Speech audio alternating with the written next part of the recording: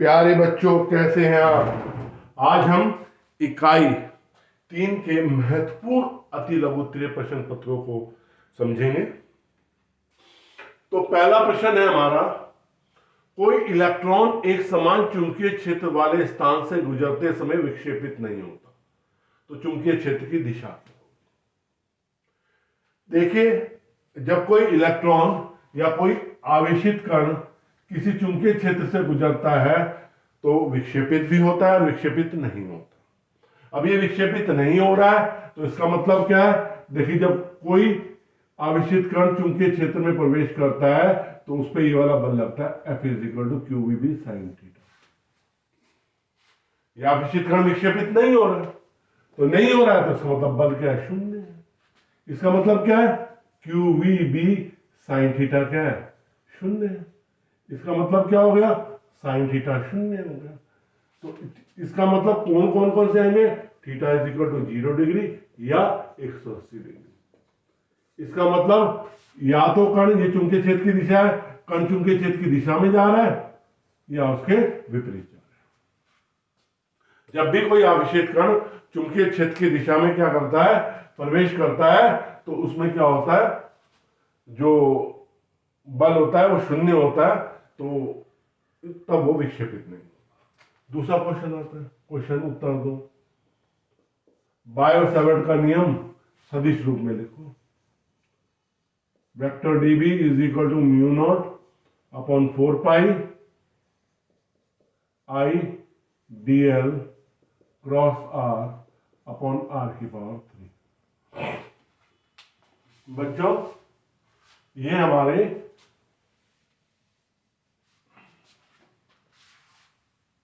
सदिश रूप में आ गया आपका।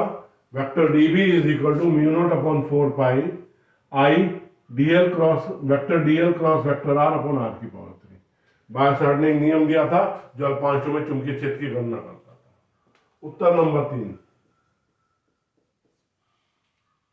समान धाराएं I, दो अनंत लंबे समांतर तारों में एक ही दिशा में प्रवाहित हो रही हैं।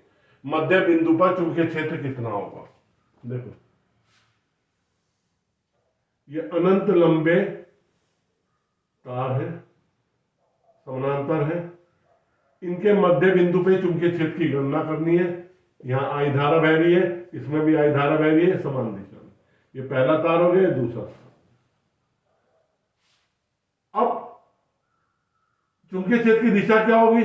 इस तार के कारण यहां पे क्रॉस, फर्स्ट तार जब ऐसे आई ना, बाहर निकली डॉट, अंदर आई क्रॉस। यहां पे इसके कारण क्या होगी? दूसरे तार के कारण डॉट। अब मान लिया दूरी r है, तो B1 कितना हो जाएगा हमारा? μ0 I/ कितना होगा? 2πr। अब B2 कितना हो जाएगा? B2 का मान भी इतना हो जाएगा, 2πr। तो नेट चुंबकीय क्षेत्र कितना हो जाएगा? B1 - B2, क्योंकि दिशा विपरीत है। एक क्रॉस मैग्नेटिक फील्ड हो रही, एक तल के लंबवत भीतर की ओर हो रही, एक तल के लंबवत बाहर की ओर हो रही। तो नेट चुंबकीय क्षेत्र यहां पे कितना हो जाएगा? μ0 I/2πr माइनस μ0 I/2πr, शून्य। तो इनके भीतर चुंबकीय क्षेत्र क्या होगा? शून्य होगा। चौथे क्वेश्चन में, आदर्श एमीटर तथा वोल्टमीटर का प्रतिरोध क्या होता है? एमीटर कैसे बनाया जाता है? धारा मापी के समांतर क्रम में बहुत कम प्रतिरोध लगाया जाता है, जिसे शंट कहते हैं। इसलिए एमीटर का, आदर्श एमीटर का प्रतिरोध कितना होता है? शून्य। जबकि वोल्टमीटर कैसे बनाया जाता है? धारा मापी के श्रेणी क्रम में बहुत उच्च प्रतिरोध लगाया जाता है। तो आदर्श वोल्टमीटर का प्रतिरोध क्या होता है? अनंत होता है, और एमीटर का प्रतिरोध शून्य होता है। इसलिए एमीटर हमेशा परिपथ के श्रेणी क्रम में लगाया जाता है, और वोल्टमीटर अपने अनंत प्रतिरोध के कारण किसमें लगाया जाता है? समांतर क्रम में लगाया जाता है। चुंबकत्व का विश्वसनीय प्रेक्षण क्या है? बहुत अच्छा क्वेश्चन है। चुंबकत्व का हम कैसे जानेंगे कि वो पदार्थ चुंबक है या नहीं है? देखो, चुंबक लोहे को आकर्षित करता है, लोहे जैसे कणों को, लोहे जैसे गुणों वाले पदार्थों को आकर्षित करता है। लेकिन चुंबक, अगर एक पदार्थ चुंबक है, दूसरा पदार्थ भी चुंबक है, वो एक दूसरे को आकर्षित भी करेंगे, प्रतिकर्षित भी करेंगे। लेकिन प्रतिकर्षण जो होगा वो क्यों विश्वसनीय तो बताएगा, क्योंकि दो चुंबक के नॉर्थ पोल अगर पास लाऊंगा तो प्रतिकर्षित होंगे, साउथ पोल को पास लाऊंगा प्रतिकर्षित होंगे। लेकिन अगर मैं चुंबकीय पदार्थ के पास, नॉर्थ पोल के पास कोई भी पदार्थ ले आऊं, वो आकर्षित तो होगा उसके। तो इसलिए विश्वसनीय क्या है? प्रतिकर्षण। क्या एकल ध्रुव संभव है? चुंबक का एक ध्रुव आवेश होता है ना, धन ऋण अलग अलग आवेश होते हैं। क्या हम नॉर्थ और साउथ पोल को कट कर सकते हैं? एक चुंबक है मेरे पास, ये चुंबक है नॉर्थ पोल साउथ पोल। अगर मैं इसे काटता भी जाऊंगा ना, लास्ट में भी जो बचेगा उसमें नॉर्थ और साउथ पोल होगा अपने आप। ये चुंबक का गुण है, चुंबक का एकल ध्रुव संभव ही नहीं है। इसलिए ये चुंबक जो चुंबकीय बल रेखाएं बनाता है वो क्लोज कर बनाता है, मतलब वो जो चुंबकीय बल रेखाएं होती है नॉर्थ पोल से निकलती है, साउथ पोल में एंटर करती हैं और चुंबक के भीतर नॉर्थ से साउथ पोल बंद वक्र बनाता है। क्या बनाता है? बंद वक्र बनाता है। इसलिए एकल ध्रुव नहीं संभव है, नहीं। +q आवेश का एक कण v वेग से x अक्ष की दिशा में गतिमान है तथा चुंबकीय क्षेत्र y अक्ष की दिशा में अनुदिश है, तो चुंबक तो कण पे लगने वाले बल की दिशा बताइए। उत्तर सब। आप एक नियम जानते हैं,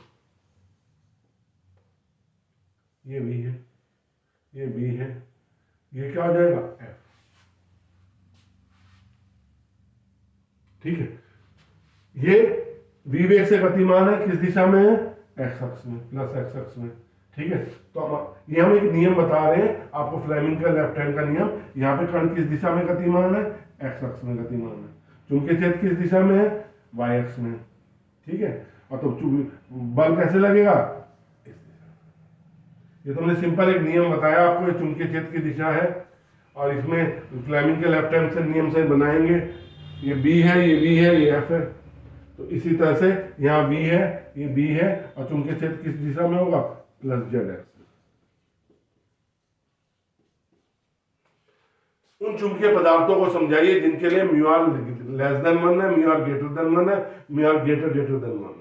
ये होती है आपेक्षिक चुंबकशीलता। तो जिसके लिए म्यू आर <1 है वो कौन सा है? प्रतिचुंबकीय पदार्थ। जिसके लिए म्यू आर <1 है वो कौन सा है? अनुचुंबकीय पदार्थ। और जिसके लिए म्यू आर 1 से बहुत ज्यादा है वो कौन सा पदार्थ है? लोह चुंबकीय पदार्थ। ये पदार्थ प्रतिचुंबकीय पदार्थ चुंबकीय क्षेत्र में रखने जाने पर शक्तिशाली भाग से क्षीण भाग के हो जाते हैं, मतलब प्रतिकर्षित होते हैं। ये पदार्थ शक्तिशाली चुंबकीय क्षेत्र में, असमान चुंबकीय क्षेत्र में रखे जाने पर क्षीण चुंबकीय क्षेत्र से शक्तिशाली चुंबकीय क्षेत्र के हो जाते हैं और ये भी जाते हैं, पर इनका गुण अधिक होता है। बच्चों, मैं इसी तरह आपको वीडियो उपलब्ध करवाता रहूंगा बाकी टॉपिक्स में भी। नेक्स्ट वीडियो आपको इकाई 4 में अति लघुत्तरीय प्रश्न की वीडियो उपलब्ध होगी।